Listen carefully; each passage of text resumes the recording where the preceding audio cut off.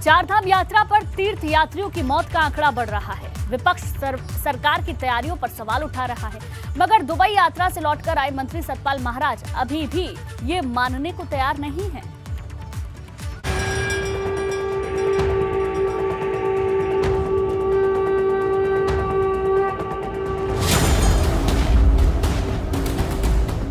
जो carrying capacity हमारे धामों की है उसके मुताबिक ही लोग जाएं।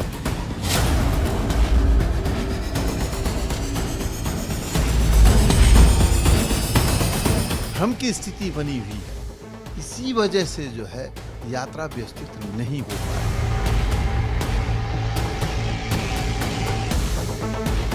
अक्सर देखा जाता है कि लोग एक्सर्ट करते हैं, उसके भयंकर परिणाम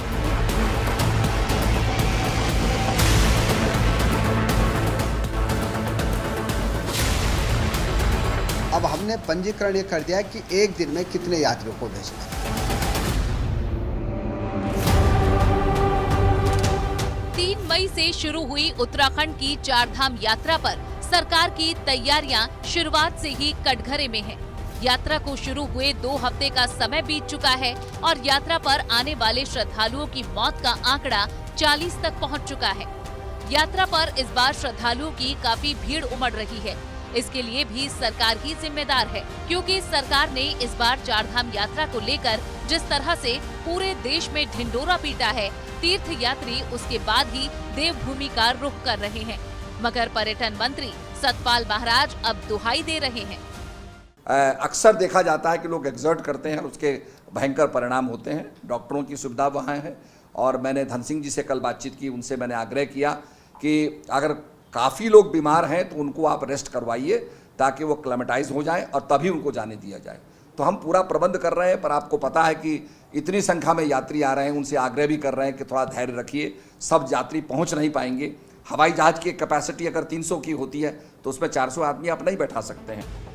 सवाल ये है कि जब सरकार को पता था कि व्यवस्थाएं बिगड़ सकती हैं, तो यात्रा की शुरुआत से पहले फुल प्रूफ प्लानिंग क्यों नहीं की गई? सरकार ने शुरुआत में पंजीकरण जरूरी किया था और धामों में हर दिन यात्रियों की संख्या भी निर्धारित की थी, लेकिन फिर भी यात्री बेरोक टोक धामों का रुख करते रहे। यात्रा की व्यवस्थाएं बिगड़ने लगी, तब कहीं जाकर सरकार ने सख्ती दिखाई और पंजीकरण के हिसाब से यात्रियों को धामों में भेजना शुरू किया।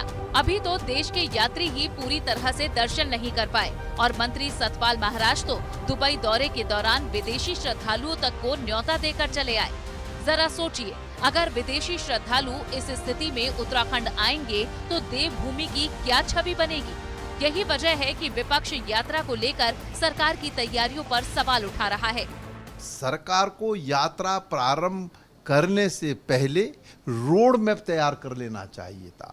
सरकार के पास ये जानकारी उपलब्ध होनी चाहिए थी कि चारधाम यात्रा में जितने भी जगह रुकने की है, वहाँ पर अगर वो पूरी तरीके से पैकअप हो गया है और हेलीकॉप्टर सेवाएं भी जो है वो पूरी तरीके से पैकअप हो गई हैं, तो इसको तदनुसार जो है कार्यक्रम बनाते, लेकिन कुछ नहीं।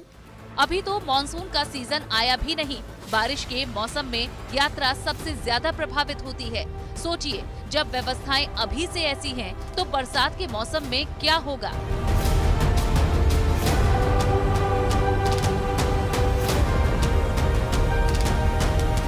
एबीपी गंगा के लिए देहरादून से पंकज राणा की रिपोर्ट।